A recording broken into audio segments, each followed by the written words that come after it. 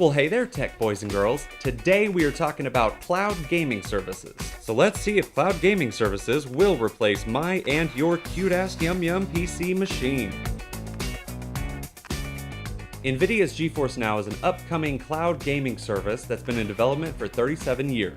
Announced in 2017 and beta keys released January of 18, NVIDIA promised up to 120 FPS at 1080p.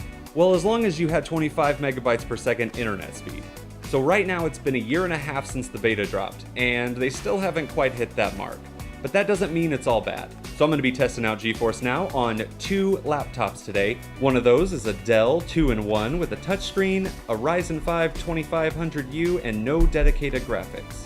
The other is my Acer Helios 500 that has a Ryzen 2700 and Vega 56 graphics on it.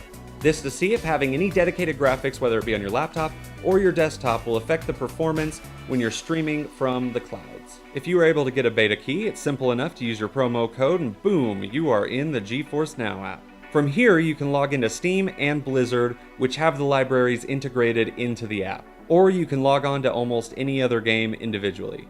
The amount of games has become very competent over the last year.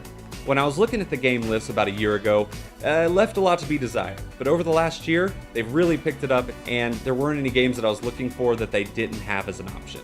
So let's get started. Let's hop into Far Cry 5. The games take a good chunk of time to load in. This might feel worse though because we're really spoiled by SSDs nowadays. When you get into the settings, they're going to be the same as you would see on a regular computer. The only difference being on every game that I've tried, I'm stuck at 60 Hz. So you're going to notice that everything is really sharp. The anti-aliasing doesn't seem to be on or exist, but obviously this is a result of streaming over the internet, but still quality has taken a really large jump down compared to what you'll see in a regular game. So what's the point of right now me having over 100 megabytes per second internet if the game still looks this bad? I can only imagine what it would look like at the recommended 25 megabytes. Far Cry 5 did perform the worst of all games I played. The latency was awful. As a result, you have huge tearing and stuttering, and right in the middle of good old shoveling time.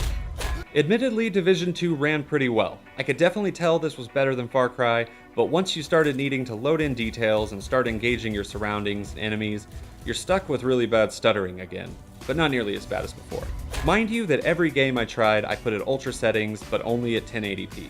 And we're definitely not anywhere near the crystal clear 120 FPS 1080p gaming that they promised. So I really don't think I'm being harsh, being real critical, because those were some big claims. Now, Apex Legends was interesting. This game actually ran really well. When I was focusing on it, I definitely could tell that there was some lagging and a little bit of delay, but once I started playing, I really didn't notice or care. It is really impressive to be playing on a crappy little laptop, but it's working really well. So the Dell kind of performed all over the spectrum. We had really low to really high. I'm gonna try it on the Helios 500 with that Vega 56, and I do wonder if it's gonna have any kind of noticeable impact. Yes, it did, and it's really not supposed to. I did notice a fairly large difference between using the Helios 500 with the Vega 56 as opposed to no graphics. It seems like the picture quality is gonna go down considerably, just because I guess not having the GPU in there actually assisting with the transmission of it. But because of the demographic that GeForce Now is supposed to be targeting, this seems like a pretty big issue. The whole idea is that you don't have to buy, a really expensive computer, and you can just use whatever you have. For a lot of those people that want to just be able to hop on, and it doesn't have to be the best, but it should be able to work really well, and they definitely don't have that here. I wasn't restrained at all by internet speed. Whenever I was running speed tests, I was running up in, over 150 megabytes per second, which is way more than they could ever need. I should be able to pull 4K if, that's something that they say is possible.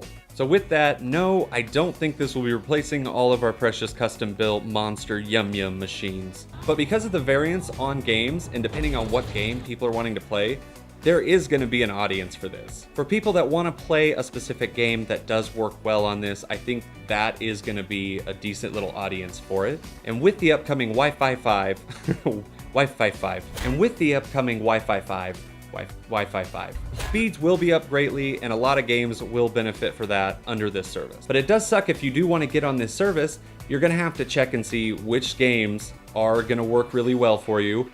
And if there's a problem when you are playing on the service, because you don't have any access to this machine and you can't really do anything from where you're at, you're stuck. You know, it's, oh, well, the game I wanted to play just doesn't work, so I guess I can't do anything about it. But, you know, ultimately, all of this is going to come down to, like I said, the games you want to play, where you live specifically, and how much this ends up costing. But thank you for watching. This is, what, like my 7th video. Still having fun. I really appreciate everyone that's watching. If you leave a comment, tell me what you liked, what you didn't like, content that you might want to see specifically. If you want comparisons of certain, you know, PC parts, I've got stuff all over the place. I'm just trying to find things that I think are fun and interesting. So again, really appreciate it. Got more videos coming. Thank you. Love you.